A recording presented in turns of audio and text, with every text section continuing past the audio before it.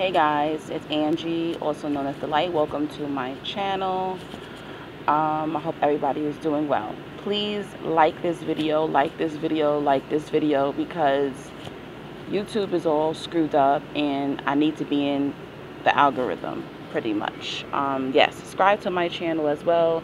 Share this video if you like to. I appreciate it. If you want to make a love donation to me, if you feel I've helped you in any kind of way, please do so. If you want me to continue to create and keep up this channel, please continue to donate because I'm giving my time and my energy. If you want to book a conversation with me, you can do so. We can talk about narcissism, zodiacs. You can talk about spiritual experiences, anything that you want to, or you need a vent. You need advice on women. You need advice on a love situation, whatever, guys, whatever. We can talk about it. Confidence, stuff like that. That's what I'm good at. So the information will be in the comment section. If you don't see it in the comment section, comment to me and I will send you the link on how to donate or make your payment for the conversation. Okay, so speaking of conversations, this video is going to be brief. It's not going to be long, but basically I was having a conversation with a narcissist the other day. Well, who I think this guy might be a narcissist. I don't want to say he's a narcissist, but I have a feeling he might be a narcissist. And I tell you, yes, even when you're healed, you're still going to attract narcissistic women or men. But you got to have your boundaries. Your boundaries will sort them out, or just you knowing their conversation tactics or their manipulation tactics will help you save a whole lot of time and not falling for that mask. And then you're like, oh, I'm really feeling this person. I'm really feeling this girl, this guy. So when I was talking to this guy, and it's crazy because I've known this guy for a very long time, since I was a kid, actually. I don't want to say where I met him at, because I don't want other people to watch this and, you know, his character might be exposed. But yes, I knew this guy since I was a kid, and we got back in touch with each other. And the first indication that made me feel like he could be a narcissist was, you know, if you haven't spoken to somebody in 15, 20 years since y'all were like kids or teens, you're going to want to know information about them, right? So one of the things I notice about narcissistic men or women, when you're having a conversation with them, there's never a moment where they're like, how are you doing? Like, what's going on in your life? You know? So don't get me wrong. There are some narcissists that remain quiet and sit back and let you talk because they're basking, you know, they're taking in all of your life information. But the majority of I would say the overt narcissists, the somatic narcissists that use sex, they use their body, their beauty to gain you. I noticed that they will over talk, okay? And that's perfect. That's perfect for you, because now that you have boundaries, now that you know their conversation tactics, now that you know how narcissists move, you'll be able to tell that this individual is a narcissist. Honestly, at this point, by conversation, maybe you're not on that level, so I'm not bigging myself up, but to the point where you're going to know, eventually you're going to know by just conversation that somebody is a narcissist, a manipulator, or they're not that into you, pretty much. And I noticed that. So in the conversation, he was just going on. Yeah, I have a business, I'm this, I'm that, I'm doing that. Yeah, I got a kid, I do this, I do that. Yeah, I do this for my baby mother, I do that.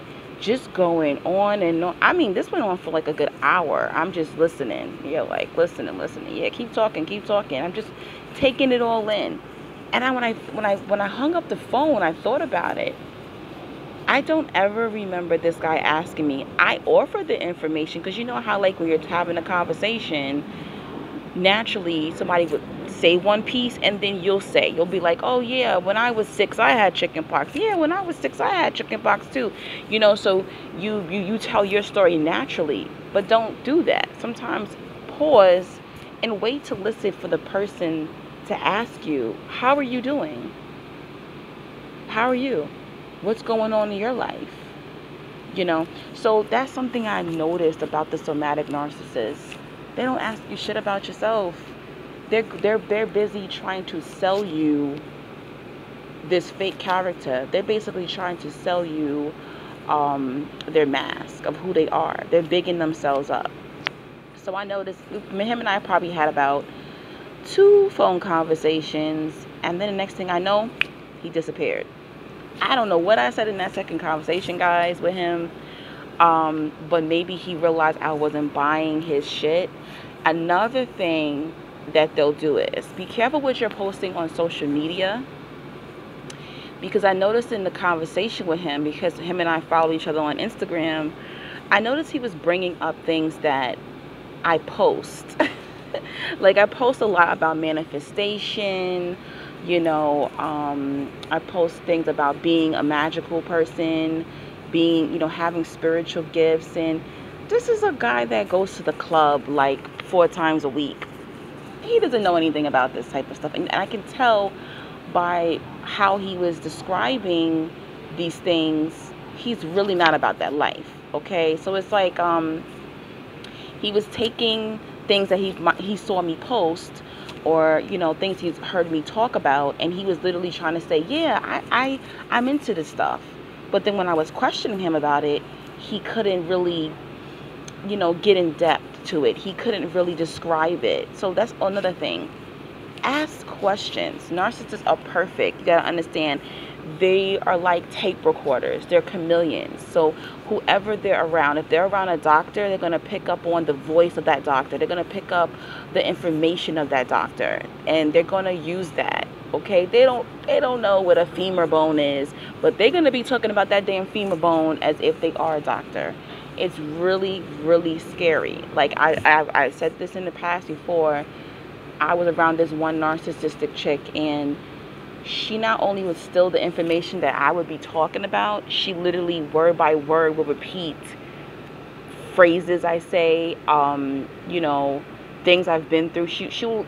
One time I had a narcissist tell me a story that I told them, and I'm like, that happened to you too?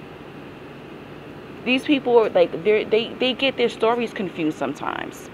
They're so busy copying and pasting your conversation, your phrases, the way you say things, all of that. They're literally, they're watching you, they're mimicking you. So yeah, this guy was literally taking information that he saw me talking about on social media and was basically trying to use it against me or to capture me.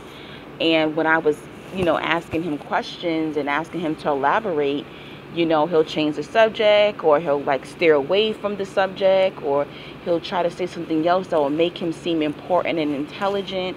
And also insecure people do this too, to impress. If they feel like you're out of their league, they're gonna do this. So you have to be very careful what you post on social media, because that's like the narcissistic breeding ground in social. I mean, there's narcissists on YouTube who are doing narcissistic videos, because they're sitting there and they're watching over and over what we're saying, what we're talking about, what these narcissistic healing gurus are talking about, and they're creating it. It's very scary. Yes, some of these demons, they are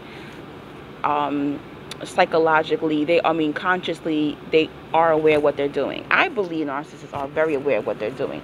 Do they know why they're doing it? I don't think they know why they're doing, but I really believe that they do know what they're doing and what they're saying, and they have no conscience to the consequences of what they're doing. Pretty much, that's what I feel. They know that it may backfire, but they do it anyway. So sorry if you hear noise. My neighbors are so loud. Unbelievable. But anyway, another tactic that I notice also is usually, I guess, the cerebral narcissists. They will be quiet. They'll watch you while they're talking. They will not, sorry about the screaming in the background. They will not they won't ask too many questions. They won't give too much of themselves. They're silent. They're the low-key ones. They're scanning the room. They're watching your body language. They're intaking it. You may even get that narcissistic stare when you're talking to them. You know, that dead look. You know what I'm saying?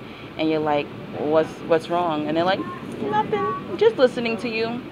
They're watching everything. They're watching how you move your hand and how you chew your food, and you know, they're watching every little thing about you. Like, these are real hardcore manipulators, I'm telling you. So I know that the cerebral narcissists, you know, the coverts, they're more of the silent ones. They're not going to talk about themselves too much, but they don't show any kind of empathy at all. So you can tell them that you're going through something, and they're going to give you that stone look, that stone narcissistic look.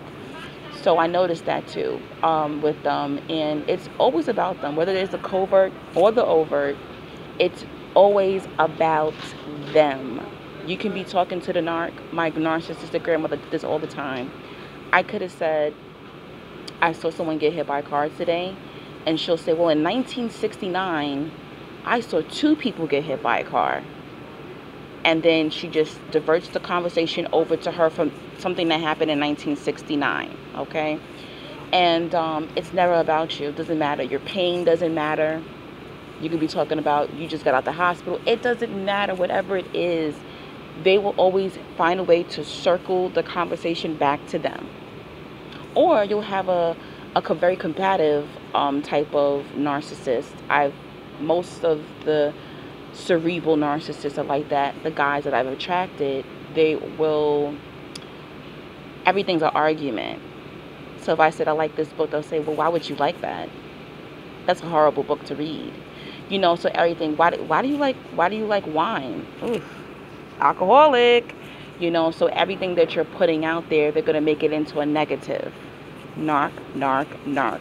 So watch out for these little details. Hopefully this helped you or help you, you know, oh shit, maybe that person is a narcissist. All right, guys, I'm out of